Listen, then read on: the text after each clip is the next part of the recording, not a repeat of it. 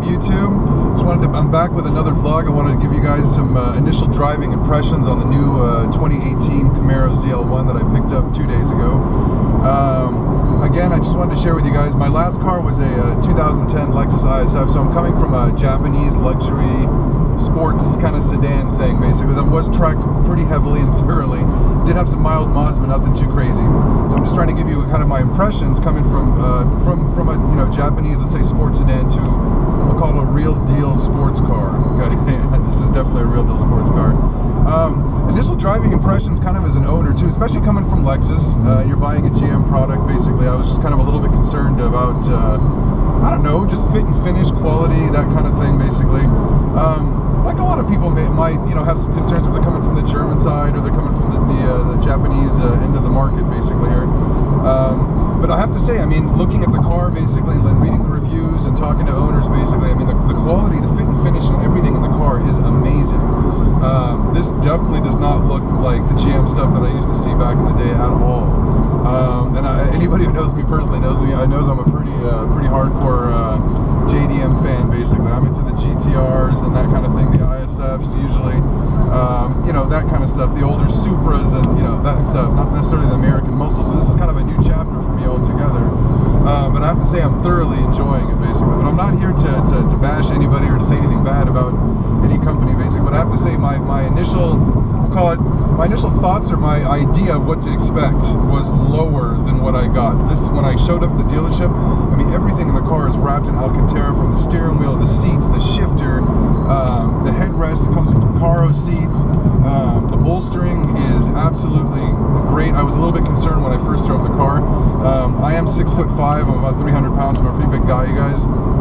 So I mean, fitting in a car that you love is a main concern. It's actually a primary concern, because you can't just go out and pick out whatever the hell you want. You need to go sit in it, make sure you fit in it, basically here. So in terms of comfort, especially for a guy my size, absolutely great.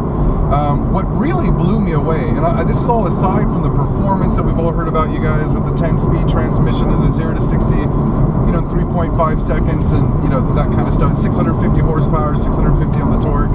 All the stuff that you've heard from every single other review. I mean, aside from that, what really impresses me as a buyer, not necessarily just some guy just taking the car for a day and just test driving the car and beating it up and showing you guys. I have to say, what I'm really impressed as a buyer is the technology in the car. Now, again, my last car was a 2010, so it's not a brand new car. I mean, obviously the infotainment is relatively dated, especially considering what they have nowadays. But I have to say, I am blown away by the tech in this car. I mean, all the audio settings, the Apple CarPlay and the projection system in the car, which is really cool. The PDR, the performance data recorder, which I am absolutely looking forward to using. Because with the ISF, anybody who's followed me before on Instagram or Facebook, YouTube, that kind of stuff, knows I've done quite a bit of track time with that ISF, probably more than anybody or any, we'll call it, daily driven owner in the world, probably. I've done 24 track days in 3.5 years with a Lexus ISF. That's a lot for a Lexus, and she held up beautifully. So I am absolutely looking forward to using more of the track focus and the tech in this car, including the PDR and the power and the 10-speed on the track, and just to thoroughly enjoy the car and to kind of see what GM put together. Like I said, it's a new chapter for me, you guys. But I'll be honest, with literally every passing mile in this car, I feel more and more confident, basically, that I made the right choice. This car is an amazing car, and not necessarily just as a sports car. What I really dig about this car, even just after having it just 2 days, is the duality of the car. It's really cool. Right now, I'm shooting a YouTube video, basically, so I don't want to be all bumping around. I don't need it to be really firm, so I just set it into touring mode. And the car is smooth. I mean, we're on a very smooth road, but I mean, literally, I don't feel any vibration. There's no harshness. It soaks up every little bump and imperfection with no issue, basically, whether we're on a smooth road or a bad road, especially for a car with suspension like this. Then when you want to play, you can drop it down to the different settings, basically, whether you're going into sport, track, that kind of stuff. And obviously with the standard mode settings, basically, you get the other changes in the car. With it's not just suspension, you get the suspension, the steering, throttle response increases, exhaust gets louder, which is always lots of fun. And then back to the tech again, you guys. GM has even designed a settings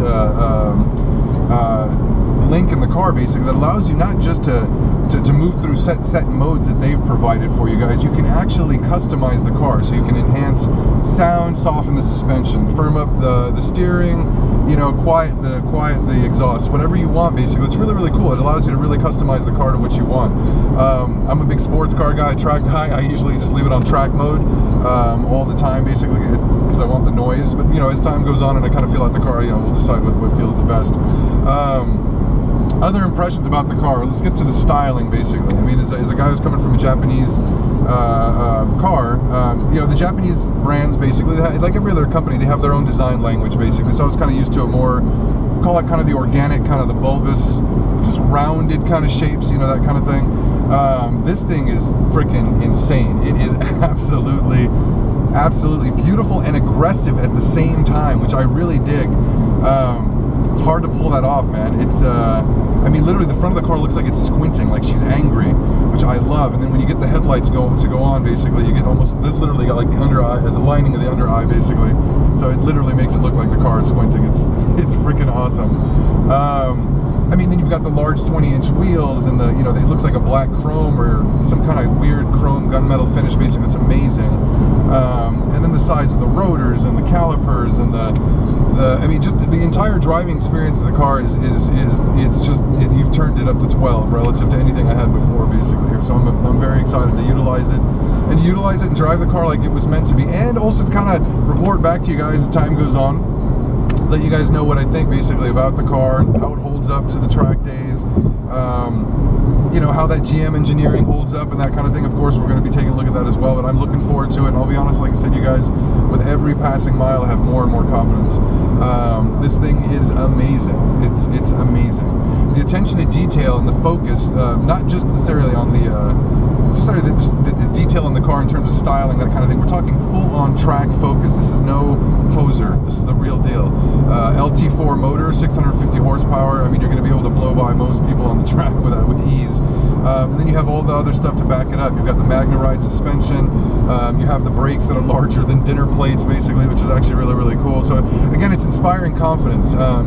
You know, when you're tracking cars that are, you know, it's a sports sedan, so again, there is a duality to it, but again, it's, you know, it's not the duality is not even. This thing I wouldn't say is even either. It's more, I'd say, a 70-30 kind of a thing. 60-40, 70-30, leaning towards a sport versus kind of the grand touring nature of the car and luxury features in the car. But the cool thing again is it has that duality. I call it the Dr. Jekyll, Mr. Hyde kind of thing, which I kind of dig. It can be civil and polite, quiet, composed, which is really, really cool. And then literally you turn it up and you hit that throttle, man, and it fucking turns into a monster. I mean, literally violent acceleration to the point where literally my brother yesterday was in the car, told me it felt like the front tires felt like they were coming off, or they were going to lift or something like that. I mean, it more than puts you back, that torque you feel, especially when you're coming from a normally aspirated V8, you know, with 400 horsepower, 400, you know, plus horsepower, 430, I think, 420. You know, and then you go to something that's boosted. So again, the power band is completely different. You've got so much more torque down low. You don't need to wring, you know, the motor out with higher RPMs and that kind of thing to be able to enjoy the car. It's there. I mean, you just tap on that thing like that. I mean, it's insane, and you're flying. You're flying by cars. And again, you see that duality. It's super quiet. I can shoot a video. And again, the exhaust, obviously no drone. It's not an aftermarket job kind of thing, which I had before. Again, you touch the throttle, and again, you get the monster. So again, Dr. Jekyll, Mr. Hyde. So you can invite Mr. Hyde back whenever you want. This car, like I said, absolutely amazing, you guys. Anybody who's out there is considering one of these cars, and I know we're going to toss and turn like I did. Seriously, you guys, it was at least probably two weeks. I mean, you know, almost losing sleep, basically. My wife's like, "What's wrong with you? Are you okay?" I'm just kind of trying to decide. It was a big decision to give up my car, especially the car that I love so much and I did so much track time, and to move to a brand that I wasn't familiar with, and maybe one that I didn't have as much confidence in, you know, initially. But man, they sold me. They got me. They got me. I went to the dark side, as some people would say, but I am happier than happy, man. Absolutely amazing car.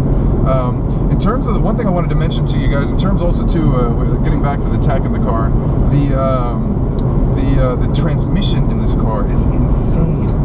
it's insane. My ISF, Lexus back in the day developed the first 8-speed transmission, and I remember everybody clowning them and making a kind of jokes about basically, oh, you don't need that many gears, and every reviewer was making kind of comments, and it's always shifting gears, and then look at them now. Now we're up to a 10-speed transmission, but the 10-speed in this transmission is so far more advanced than anything I've ever seen from any Lexus. And I'm going to be straight up, RCF, ISF, like any of the full-on performance models, even the the GSF as well. They've got the same tag basically. Those cars, when you shift, those things have a pretty solid delay. Like I'm talking sometimes like a 5-second delay. I'm serious. If you were to measure it, you're sitting there shifting, you drop the gear and you're waiting, and then it would take off. It's not, especially when you're dropping multiple gears really quick. It has a long delay. This thing always manages to find the right gear at the right time. And obviously with 10 gears, I mean, the ratios are going to be so close together. I mean, acceleration is brisk. And then when you mate that to a 6.2 liter boosted 650 horsepower 8-cylinder motor, I mean, the combination or the marriage between the two is insane. Now again, this car is a pretty heavy car at 4,000 pounds pretty much. I mean, basically 3,900 and change basically. It's definitely not a light car, but what I really find impressive basically, and as well as with the ISF, is when you've got a good motor and you mate that to a solid transmission basically, it's got more gears, extra gears, you've got those gear ratios nice and close, you can keep the motor on boil all the time, and all of a sudden the car just pulls harder than it should, or than you would expect it to basically for that kind of power. And it really uses the power because the motor's always in the power band. You can always keep it, it's always on boil, so it's moving. So absolutely impressed with the transmission. And from what I understand, it's a unit developed by